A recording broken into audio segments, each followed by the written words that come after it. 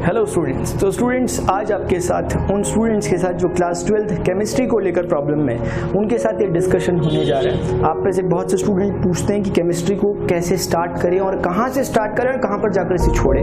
उन स्टूडेंट को जिनको केमिस्ट्री अनादि यानी जिसका आरंभ भी नहीं दिखाई देता और ऐसी अंत जिसका कोई अंत आपको दिखाई नहीं देता, ऐसे स्टूडेंट्स के साथ मैं केमिस्ट्री का डिस्कशन करने जा रहा हूँ कि आपको कैसे केमिस्ट्री को क्लास 12th केमिस्ट्री को आपने प्रिपेयर करना चाहिए। इस दौरान स्टूडेंट्स के मन में एक प्रॉब्लम रहती है। कभी कभी ऐसे स्टूडेंट्स होते हैं जिन्होंने क्लास 11th की केमिस्ट्री को बहुत अच्छे तरीके से पढ़ा होता है, वो फिर उनके मार्क्स भी अच्छे आए होते हैं और फिर वो यहाँ पर आकर 12th की केमिस्ट्री जब स्टार्ट कर रहे होते हैं उससे पहले उनके मन में एक तरह का कॉन्फिडेंस रहता है कि हमने क्लास 11 की केमिस्ट्री को अच्छे से किया और उसका जो रिफ्लेक्शन है वो उनकी मार्क्स में दिखाई देता है। दूसरे वो स्टूडेंट्स भी होते हैं जिन्होंने क्लास 11 की केमिस्ट्री को नहीं पढ़ पाए, किसी कारण से समझ नहीं आई या जो भी कुछ और बातें रही हों, अच्छे से एग्जाम नहीं गया, कुल मिलाकर उनके मार्क्स गलत आए, एक कॉन्फिडेंस का लेवल कम हो गया। अब उनको क्या लगता है कि हम केमिस्ट्री में वीक हैं, पहले वालों को क्या लगता है हम केमिस्ट्री में स्ट्रांग है। कैसे लगता है ये मार्क्स को देखकर अपने, है ना।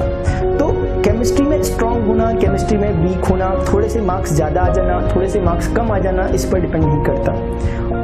अगर आपने केमिस्ट्री ली है, आपको केमिस्ट्री सब्जेक्ट अगर मिला है तो आप एलिजिबल हो 100 मार्क्स लाने के लिए। बस इतनी सी बात ध्यान रखें, है ना। वो हो सकता है कि कभी आपके मार्क्स गलती से ना आए हो, कुछ सिचुएशंस पड़ गई हो या उस समय आपने तरीके से ना पढ़ा हो, ये सब बातें रही हो सकती हैं। लेकिन इसका मतलब ये नहीं कि आपकी हमेशा के लिए अब कोई स्टैंप लग गई कि आपकी केमिस्ट्री हमेशा ही वीक हो गई, ऐसा कुछ भी नहीं है। एक छोटी सी कहानी मुझे याद आ रही है, मैं आपके सामने कहना चाहूँगा। एक बार एक राजा था, उस राजा को ना एक इंसान था, एक वहाँ से गुजरता हुआ इंसान था, उसने उस राजा को ना 2 बाज गिफ्ट करे। बाज जानते हैं ना आप, वो जो आसमान में उड़ता है, बाज का मतलब होता है आकाश का जिद्दी परिंदा, वो बाज उसने 2 बाज के छोटे छोटे से बेबी थे, वो उसने उसको राजा को गिफ्ट किए कि बहुत अच्छी किस्म के बाज हैं, आप इन्हें रखिए मेरी तरफ से गिफ्ट। राजा ने उनको लिया, उसकी गिफ्ट को राजा ने एक्सेप्ट किया और राजा ने अपने जो राजा के दरबार में लोग थे उनको बोला, एक आदमी इसके लिए अपॉइंट किया कि आप इसकी देखभाल करो, इन बाजों की अच्छी सी देखभाल करो और इन्हें अच्छा सा परवरिश करो इनकी। वो बाज के बच्चे उसे दे दिए गए। कुछ 5-6 महीने बाद राजा जब ये देखने के लिए गया कि आखिर क्या हाल है उन बाज के बच्चों का, जरा देख के आए, तो उसने देखा कि उनमें से एक बाज बहुत आसमान की ऊंचाइयों में जा रखा था, इतना ऊंचा था कि देखने में भी नहीं आ रहा था। दूसरा बाज वहीं पास में एक पेड़ था और पेड़ के ऊपर बैठा था। सिचुएशन ये थी कि जब भी उसको वहां से भगाया जाता था, उस बाज के बच्चे को वहां से भगाया जाता था, वो थोड़ा सा तो उड़ता था, फिर वापस लौट के वहीं पर आकर बैठ जाता था, उसी पेड़ में आकर बैठ जाता था।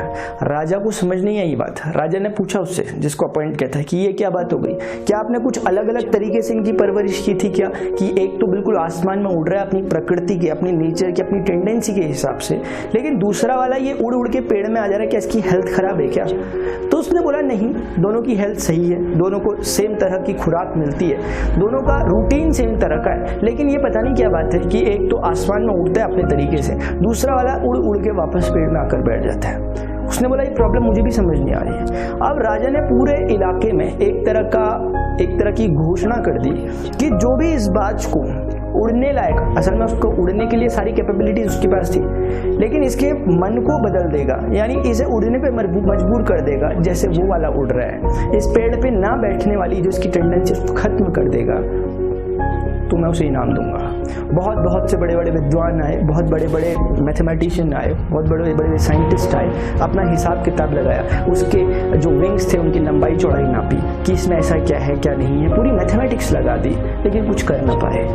एक दिन राजा जब टहलता हुआ वहां से आया तो राजा देखकर चौंक गया इस बार कि इस बार वो बाज भी उड़ रहा है बहुत ऊंचाइयों में। उस पहले वाले बाज के साथ जो पहले से ऊंचाइयों में उड़ता था, ये सेकंड वाला बाज भी ऊंचाइयों में उड़ रहा है। राजा आया, राजा हंसता हुआ आया, बहुत उत्साहित था, पूछा आकर उस आदमी से कि इस बार ऐसा क्या हो गया, कौन है वो जिसे मुझे इनाम देना चाहिए इस बात के लिए कि उसने उस बाज को, जिसे बड़े बड़े मैथमेटिशियन भी नहीं उड़ा पाए, उसने आकर उड़ा दिया, ऐसा क्या उसने कर दिया। तब वो आदमी को सामने लाया गया। वो एक मामूली सा नहीं कहना चाहिए, वो एक किसान था। किसान कभी मामूली नहीं हो सकता। वो एक किसान था और वो किसान जो वहाँ पर आया, उस किसान से पूछा कि आपने ऐसा क्या कर दिया, ऐसा क्या जादू आपने कर दिया कि ये आसमान में उड़ने लगा, जिसको बड़े बड़े लोग नहीं कर पाए वो आपने कैसे कर दिया। किसान ने कहा, देखिए सर, मैं बहुत ज़्यादा पढ़ा लिखा नहीं हूँ, मैं थोड़ा बहुत जो पढ़ा लिखा हूँ उसका इससे कोई लिंक है भी नहीं। बस मैंने इतना किया कि जिस पेड़ में रोज रोज आके बैठता था मैंने उस पेड़ को काट दिया और नतीजा आपके सामने कि वो आसमान में उड़ रहा है। अब इसको रिलेट करते हैं आपके साथ या हमारे साथ कि ऐसा क्या हुआ कि वो बाज पेड़ कटने से उड़ गया। असल में वो पेड़ उस बाज के लिए कंफर्टेबल जोन था, वो उसके लिए एक सुविधा की जगह थी उस बाज के लिए कि वो आकर बार बार बैठ जाता था। शुरुआत में 1-2 दिन वो बैठा होगा, बाद में वो नहीं बैठता था, पेड़ उसे अपने आप में बैठा लेता था। कहने का मतलब ये है कि वो कंफर्टेबल जोन उसे अपनी ओर खींच लेता था। बाद में उसकी ना चली, शुरुआत में वो अपनी मर्जी से जाकर बैठा हो सकता है वहां पर, लेकिन बाद में उसकी हैबिट इस तरह की बन गई, इस तरह का कंफर्टेबल जोन उसे मिल गया कि उसे उड़ना अच्छा नहीं लगने लगा। जो उड़ने की उसकी कैपेसिटी थी, जो उड़ने की उसकी संभावनाएं थी, वो उसने खो दी। हम जब आज कुछ सब्जेक्ट पढ़ रहे होते हैं, अभी बात अगर केमिस्ट्री की ही चल रही है, तो केमिस्ट्री में भी आपके पास ऊंची उड़ानें भरने का पूरी अपॉर्चुनिटीज हैं, पूरी संभावनाएं, वो सब कुछ आपके पास है जो बड़े बड़े केमिस्ट के पास हो सकता है। लेकिन हुआ क्या, कुछ कंफर्टेबल जोन्स को हमने पकड़ लिया। हो सकता है वो कंफर्टेबल जोन कुछ ऐसे हों जो डिस्ट्रक्टिव हो सकता है आप कोई गेम खेलने में लग जाते हो, या हो सकता है कोई अदर डिस्ट्रक्टिव एक्टिविटीज होती हो उनमें आप लग गए हो, या एक और चीज हो सकती है। एक और चीज ये भी हो सकती है कि आपने ना कुछ ऐसे कंफर्टेबल जोन को पकड़ के बैठ गए हो जिन्हें नहीं कहा जा सकता कि डिस्ट्रक्शंस हैं। हो सकता है आपने मैथमेटिक्स को पकड़ लिया हो सकता है आपने फिजिक्स को पकड़ लिया हो सकता है आपने मैथमेटिक्स के उस पेड़ पर जाकर आप बैठ गए हो सकता है आप फिजिक्स के पेड़ पर जाकर बैठ गए हो कि केमिस्ट्री की ऊंचाइयों को देखना भूल गए हैं। तो मेरा कहने का मतलब क्या है ना, मेरा कहने का मतलब जरूरी नहीं है डिस्ट्रैक्शंस ही हो, जरूरी नहीं है कि आप पढ़ते ना हो तभी आप केमिस्ट्री नहीं कर पा रहे हो। सवाल और जवाब उसका ये भी हो सकता है कि आप किसी एक सब्जेक्ट पर ही बहुत ज्यादा आपने ध्यान दे दिया। अब मैं ये कभी नहीं कहता कि ये गलत है, ये सही भी हो सकता है, लेकिन अगर आप चाहते हो कि केमिस्ट्री में भी अच्छा परफॉर्मेंस करो तो आपको अपनी पकड़ थोड़ी धीमी करनी होगी इस तरफ। आपको सभी को एवरेज लेकर फिलहाल चलना होगा जब तक आप इस क्लास 12th में। नो डाउट आपको मैथ्स बहुत अच्छी लगती होगी, नो डाउट आपको फिजिक्स बहुत अच्छी लगती होगी, नो डाउट आपको कोई गेम बहुत अच्छा लगता होगा। उसको करें लेकिन लिमिट में, इतना करें कि उस चीज को आप करें वो आपको ना करें, बस इतना, ताकि आपको वो मौका मिल पाए कि एक बार केमिस्ट्री को भी टच करके आप आ पाओ। और जब आप केमिस्ट्री के सब्जेक्ट को टच कर आओगे तो आपको उससे बेहतर सब्जेक्ट और कोई लगेगा नहीं वैसे, क्योंकि केमिस्ट्री स्टूडेंट्स एक कंप्लीट लॉजिकल सब्जेक्ट है। देखिए फिजिक्स और मैथ्स ऐसे सब्जेक्ट है ना जिनका प्रैक्टिकल लैब आपको ना भी मिले तो भी काम चल जाता है। आइंस्टाइन कहा करते थे ना कि मुझे सिर्फ एक पेपर और एक पेन दे दिया करो, यही मेरा लैब है अपने आप में। जब वो पहली बार बर्लिन में आए थे ना तो वहाँ का जो कलेक्टर रहा होगा वो उनसे मिलने आया। आइंस्टाइन को सब लोग जानते थे कि अच्छे साइंटिस्ट थे, कि सर आपको जो जो चाहिए होंगी चीज़ें बता देना, हम आपके लिए अच्छा सा एक लैब बनवा देंगे। आइंस्टाइन ने कहा कुछ मत करना, एक ब्लैक बोर्ड और एक चौक रख देना मेरे लिए, यही मेरे लिए बहुत है, यही मेरा लैब है। फिजिसिस्ट के लिए, एक मैथमेटिशियन के लिए सिर्फ पेन कॉपी पेपर ये अपने आप में सफिशिएंट है, क्योंकि उनके पास ब्रेन जैसी एक चीज़ है जो हम सभी के पास है। असल में उन्होंने उसे यूज़ करना सीख लिया। असल में यूज़ करना भी क्या सीख लिया, उन्होंने उसके साथ खेलना सीख लिया है, उसका यूज़ कर रहे हैं।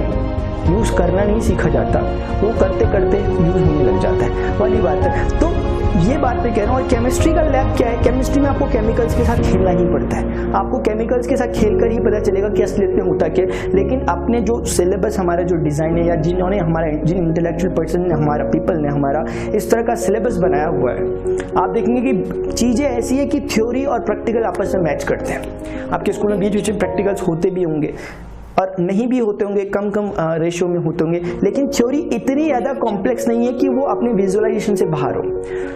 आपको मैं कुछ चीज़ें बताने जा रहा हूं जो आपको डायरेक्ट रिलेट करेंगी आपकी क्लास 12th केमिस्ट्री में अच्छे मार्क्स लाने के लिए। फिलहाल आप अच्छे मार्क्स ही ला सकते हैं, आप केमिस्ट्री में बहुत ज़्यादा फील नहीं ले सकते, इतना ध्यान रखें। फील ले सकते हो सिर्फ थ्योरेटिकल वाला, असली फील तो तब आता है ना जब लाल रंग येलो कलर में बदल जाता है, जब हम देखते हैं चीज़ों को होते हुए, तब असल फील आता है केमिस्ट्री में।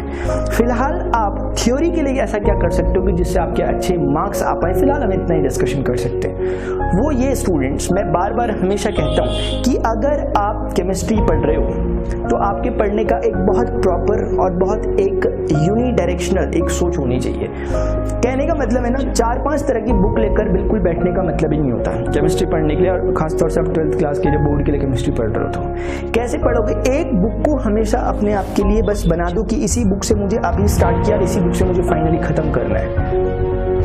वो बुक मैं अपनी तरह से प्रिस्क्राइब करता हूँ, वो है NCERT।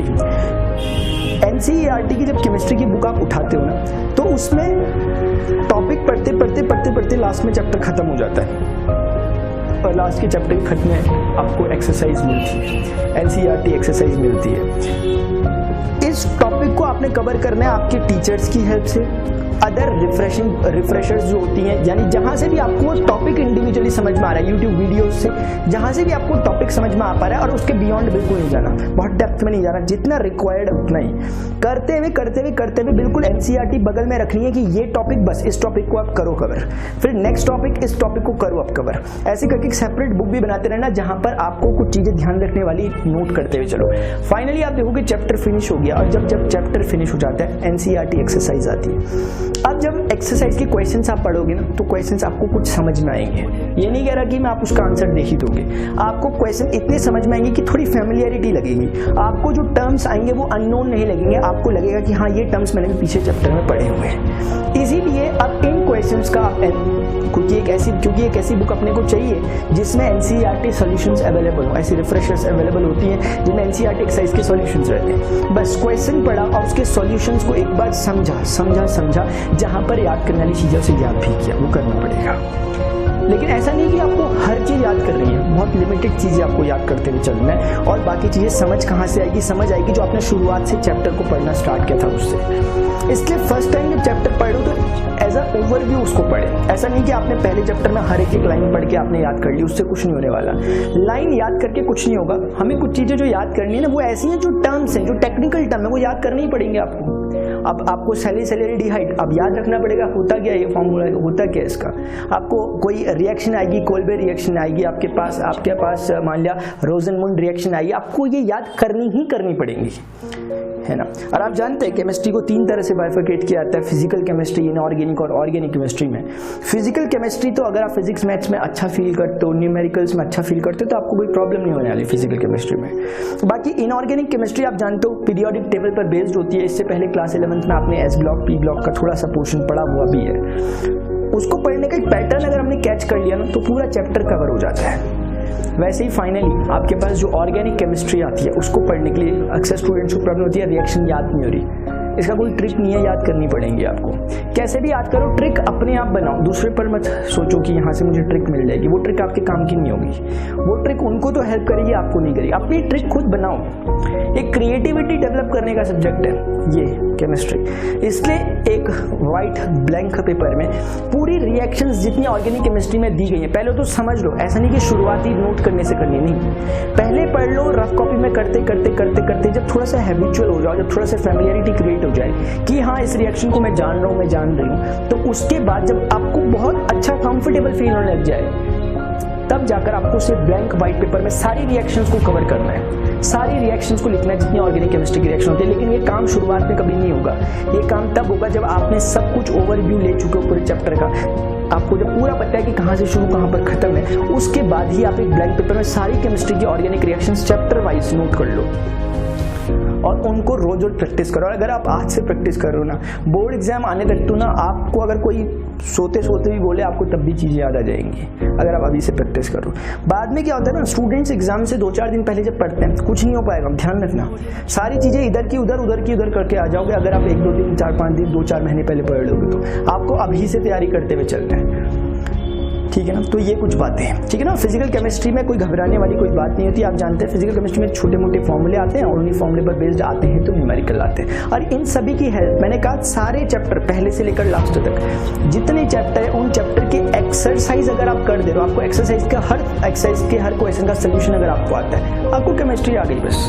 फिर कल से आप भी बोल सकते हो कि मेरा केमिस्ट्री बेस्ट है। समझ में आया? तो स्टूडेंट्स यही बात है जो मैं कहना चाहता हूँ, जो समरी है मेरी पूरी बात की वो ये कि चैप्टर को स्टार्टिंग से ओवरव्यू लेते हुए पढ़ो, हेल्प लो जहाँ से ले सकते हो। उसके बाद फाइनली एक्सरसाइज पे इतना फोकस कर दो कि एक्सरसाइज बिल्कुल आपके दिमाग में फिट हो जाए कि क्वेश्चन उसका। अगर ऐसा हो गया ना, आपके 100 आउट ऑफ 100% आने से कोई नहीं रोक सकता केमिस्ट्री में। तो स्टूडेंट्स, अगर आपको लेक्चर इन्फॉर्मेटिव लगा, ये सेशन इन्फॉर्मेटिव लगा, तो इस वीडियो को, लेक्चर को प्लीज लाइक करें और अदर लेडी स्टूडेंट के साथ भी जरूर से शेयर करें। अगर आपको और ज़्यादा इन्फॉर्मेटिव लगा तो कमेंट करके जरूर बताएं, ठीक है ना। और वीडियो इस चैनल को जरूर सब्सक्राइब कर ले और बेल आइकन को जरूर प्रेस कर ले, ताकि इस आने वाले फ्यूचर अपकमिंग वीडियो लेक्चर्स के नोटिफिकेशन आपको मिल पाते हैं। इस वीडियो के डिस्क्रिप्शन में जाकर देखें कि मैंने class 11th physics, class 12th physics और class 12th mathematics, class 11th chemistry और ये इस चैप्टर्स मैंने डाले हुए हैं, वहाँ से आप जाकर देख सकते हैं इन बातों को। तो स्टूडेंट्स, फिलहाल अभी के लिए इतना ही। मिलता हूँ अपने नेक्स्ट लेक्चर में। जो भी क्वेरीज हो उसे जरूर कमेंट करें। Till then goodbye, see you, take care.